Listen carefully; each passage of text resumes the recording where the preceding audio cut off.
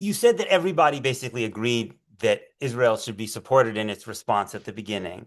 But I'm there were people. I'm thinking about Josh Paul, who was the director in the State Department's Bureau of Political and Military Affairs. He resigned in October 2023, and I just want to quote something from what he said in his resignation letter and hear how it strikes you. He wrote, the United States government has actual knowledge that these arms, the arms it was sending to Israel, will be and are being used to commit human rights violations both in the West Bank, in terms of firearms provided to units credibly alleged to have committed gross human rights violations of human rights, and in Gaza, in terms of both firearms which have been used to conduct extrajudicial killings, and in terms of air to ground munitions, artillery rounds, and tank shells. I can say, and then later, I can say with confidence that the United States has actual knowledge that its arms will be used to commit such violations.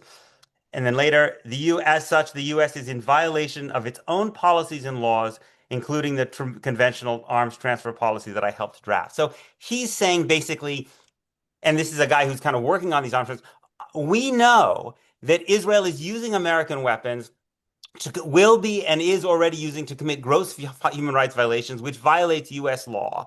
And so I'm just curious how you respond to that. So a couple of things. I mean, you're right. I said like everyone was for supporting Israel and making sure it had. When I say everyone, I don't mean like every single person in the U.S. system. You asked about the national security team, the White House, the people around the president. The view was Israel should be supported. Now, over time, uh, that changed in some people's minds, and there may have been already people in the system, Josh Paul or others, who disagreed with it from the start. My point was simply that, in those first weeks of October, the view was we need to make sure Israel has what it needs. I'll get to this point about human rights Yeah. violations, but I Yeah. also want to say, because you asked me, to finish the thought on what some of us believed should be done to make sure Israel didn't go too far. And I said, like, in some ways that included the president. He sent some US generals with experience in Iraq and Fallujah over to Israel in the first weeks as part of this, like, don't make the mistakes we did. There are ways to respond to a terrorist group that don't entail mass displacement and mass civilian casualties.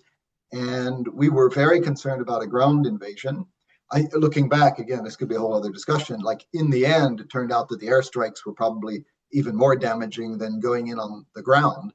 But in those early days and weeks, we were concerned about a ground assault that would kill a lot of civilians and potentially get Israel bogged down. And again, sent a team over. So that wasn't just something that I or the vice president supported. The president did that because the entire team was worried about Israeli overreach leading to civilian casualties, violations of human rights, and humanitarian suffering, which brings me to actually the question that you asked. Um, uh, Very early on, within weeks of those operations, there was concern throughout, and again, right up through the president, that Israel was causing too many civilian casualties and that more would come if they continued the war in that way. And everyone was concerned about how we could use our policy to prevent that. And that's where these differences come in. And it leads to a problem that I still honestly don't know a perfect way around, which is the moral hazard of uh, our commitment to make sure Israel had what it needed to defend itself against others. And when you cite Josh Paul and those who think we should have changed our policy, from the start, as soon as we began to be uncomfortable with certain aspects of it, to the extent that that means like an arms embargo or cut off Israel, that was not. It was certainly not something the president was prepared to do, but I think all of us were concerned about the consequences of that. So yes, let's say you're concerned about the humanitarian situation in Gaza or lack of compliance with international humanitarian law and even U.S. law. It doesn't make it easy to simply say, and therefore we're going to do things that would leave Israel vulnerable. And more than anything, and I'm like explaining this because I'm critical of it myself. I think we fell into this trap that because Israel faced real threats from Hezbollah, Hamas, Houthis, hundreds of ballistic missiles from Iran, we didn't want to use that leverage. We also didn't want to do anything that would lead Hamas to drive an even harder bargain. I mean, Hamas wanted us to split with Israel. So those are reasons I think it wasn't so simple. And again, I'm trying to like explain what was on the president's mind, even without entirely defending it. That's why it wasn't so simple to say, like, at the end of October, we're concerned about what's taking place here, and therefore we're going to cut off Israel and stop supplying arms to it, um, because that would have real consequences too. Now, again, in my view, it got to a point, and I think every individual make up their own mind when that point was, sometime between mid-October and the Trump administration. And you've probably seen I've written publicly, together with John Feiner, a piece saying that, in our view, much earlier than the end of our administration, we needed to use that leverage because the humanitarian situation in Gaza really got to unacceptable levels. But I'm trying to explain why in those early weeks, even if there were maybe some people in the system saying we already have evidence of violations and therefore should cut Israel off, it wasn't so simple. And you'd be doing that while there were hostages in Gaza, while Sinwar and the other leaders were still alive, while the tunnel network was still there. That wasn't an obvious policy choice to make then, even if over time some of us came around with the view that the U.S. had to use more leverage. I guess what strikes me is the discourse that you're using is very different than the kind of discourse he's engaging in. You're saying there were difficult policy choices because we were concerned about, how that Israel might be threatened by other actors, and we're concerned about how Hamas is going to react. He's just saying these are violations of U.S. law. We are violating U.S. law by sending these weapons. We already know that Israel is using them to commit gross human rights violations. So it seems to me like, do you think he's wrong on that? Or can one just put those questions aside as one is balancing these policy questions? I wouldn't say you put them Mm, aside, and these are serious mm, allegations. And I believe the United States should respect international humanitarian law, and that needed to lead to a change in our policy.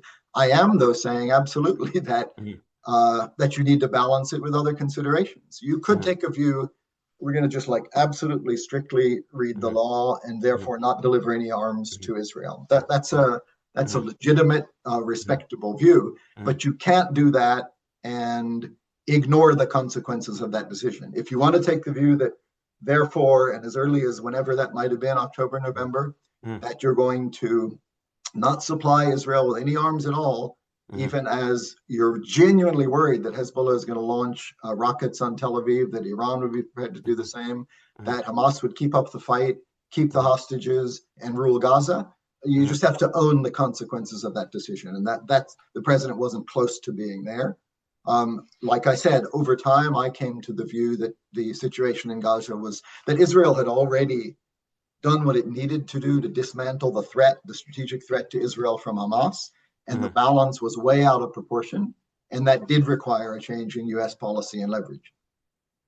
But I guess, I mean, was there, putting aside international law, I think what Josh Paul is talking about is in particular, the Leahy law, the law about U.S. law. Was there a conversation about whether the United States might be violating its own law I mean, again, Israel on October 9th, Yoav Gallant, the defense minister, said no electricity, no food, no water, no fuel. So was there a conversation about whether these policies simply were in violation of U.S. law? Yes, from the start, and it's good you brought up the Golan thing because that's something that our administration reacted to, and this is a big difference with the Trump administration. I don't, we'll get to that. I'm not trying to defend in any way Mhm, the Biden record because, as I said, ultimately it was a failure, certainly on the humanitarian side.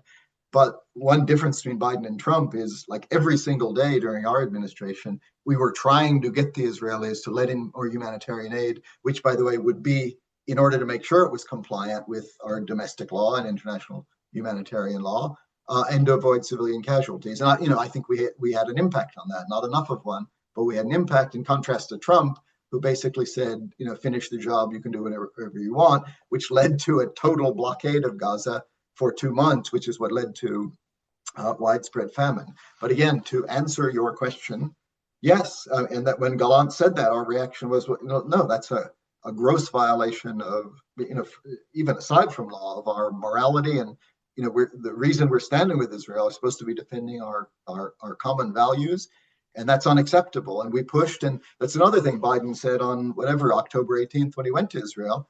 Of course, he said, we've got your back. He warned others not to intervene.